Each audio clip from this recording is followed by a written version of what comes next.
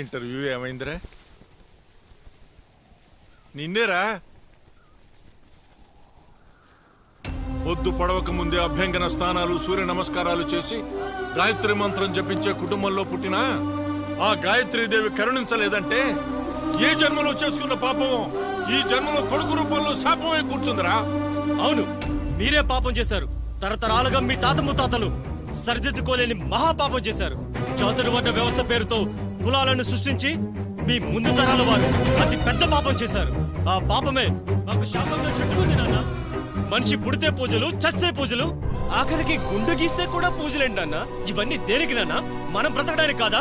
అంటే ఏమిటో నువ్వు అనేది? ఆ భగవంతుడితో మాట్లాడడానికి, వీళ్ళ బాధల్ని ఆ పరమాత్మనికి విన్నవించడానికి మనమేరా అనుసంధానకర్తలం?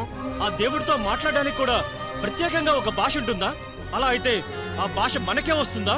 అప్పుడు చెవిటి, మూగ, గుడ్డి వాళ్ళతో పాటు నోరు లేని జీవులు ఆ దేవునితో ఏ భాషలో మాట్లాడాలన్నా?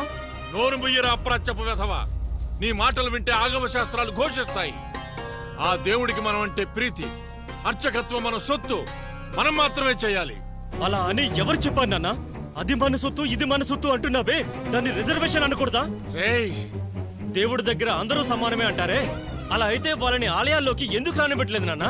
ముద్దులకు ముంతలు, ముడ్లకు చీపుర్లు కట్టుకోమని ఆదేశించి సాటి మనుషులని కూడా చూడకుండా వాళ్ళని పెట్టిన హింసే మమ్మల్ని శాపంగా వెంటాడుతోంది నాన్న. అది వాళ్ళ కర్మరా.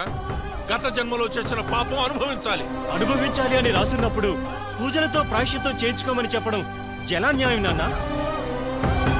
వేదాలు విన్నందుకే చెవుల్లో సీసం పోయడం, చెరువులో నీళ్లు తాగితేనే చెరువుని ఆవు మూత్రంతో శుద్ధి చేయడం, ఏదో రోగి అయినట్టు వాడు అంటరాని వాడు అని పిల్లలు తగిలించడం, ఒకటా రెండా మీ ముందు తరాల వాళ్ళు చేసిన పాపాలకు శిక్షలంటూ వెయ్యాల్సి వస్తే ఆ గరుడ పురాణంలో కూడా లేని శిక్షలన్నీ వెయ్యాల్సి వస్తుంది నాన్న.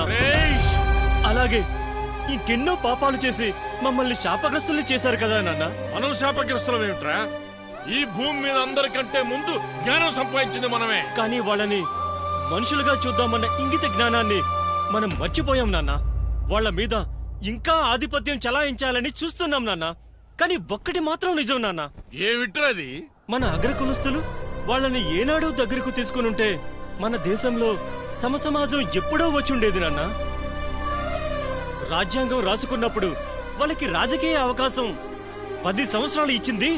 4000 సంవత్సరాల్లో రాని మార్పు 10 సంవత్సరాల్లో వాళ్ళ జీవితాల్లోకి వస్తుందని కాదేమో నాన్న. మనం మారడానికి. కానీ మనం మారలేదే. మారండి నాన్న, ఇకనైనా మారండి. ఇప్పటికి కూడా మారకపోతే మానవత్వం అన్న పదానికి అర్థమేముండదు నాన్న.